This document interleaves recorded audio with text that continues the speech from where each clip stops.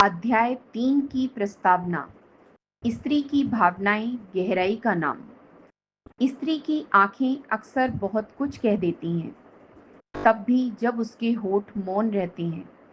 उसकी भाषा केवल शब्दों की नहीं होती, बल्कि संकेतों, नजरों और मौन की होती है। वह एक ही समय में कई भावनाएं जीती है और उन्हें सहेजने का सामर्थ्य भी रखती है।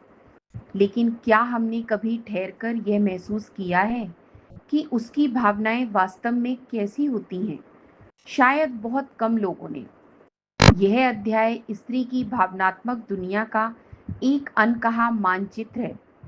यहाँ प्रेम केवल प्रेम नहीं होता, बल्कि वह अपनापन भी है, सुरक्षा भी है, स्वीकृति भी है और कभी-कभी प्रार्थना भी।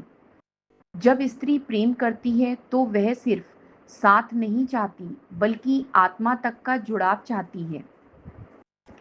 जब उसे अनसुना कर दिया जाता है तो वह सिर्फ दुखी नहीं होती, वह भीतर से टूट जाती है। जब वह सोचती है तो सिर्फ विचारों तक सीमित नहीं रहती, बल्कि हर छोटे से छोटे संकेत को पढ़ती है, हर अनकहे को महसूस करती है। और जब वह चुप हो जाती है, तो यह चुप्पी केवल शांति की नहीं होती, बल्कि उसके भीतर थमे हुए तूफान की होती है। स्त्री भावनाओं की कोई छोटी धारा नहीं, बल्कि एक अथाह सागर है। कभी वह लहरों सी हंसी और चंचलता में खिलखिला उठती है, तो कभी अपने मौन की गहराइयों में डूब जाती है। उसके भीतर जो पीड़ा है वह अक्सर शब्दों से बाहर होती है।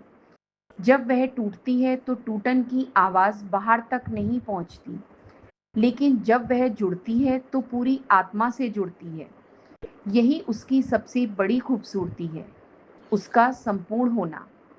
यह अध्याय केवल स्त्री को देखने का नहीं, उसे महसूस करने का निमंत्रण है। यह हमें सिखाता है कि स्त्री की भावनाओं को समझने के लिए तर्क नहीं, बल्कि संवेदना चाहिए। उसे बदलने की नहीं, अपनाने की जरूरत होती है। उसे सहारा किसी बड़े तर्क से नहीं, बल्कि सहज उपस्थिति और प्रेम से मिलता है। और यह केवल स्त्री की कहानी नहीं है, यह हम सबकी कहानी है, क्योंकि हम सब कहीं ना कहीं स्त्री की भावनाओं से जुड़े हैं।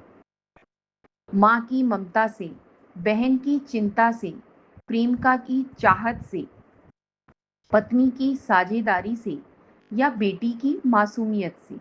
जब हम स्त्री को समझने की कोशिश करते हैं, तो हम केवल उसे ही नहीं, जीवन को भी समझना शुरू करते हैं।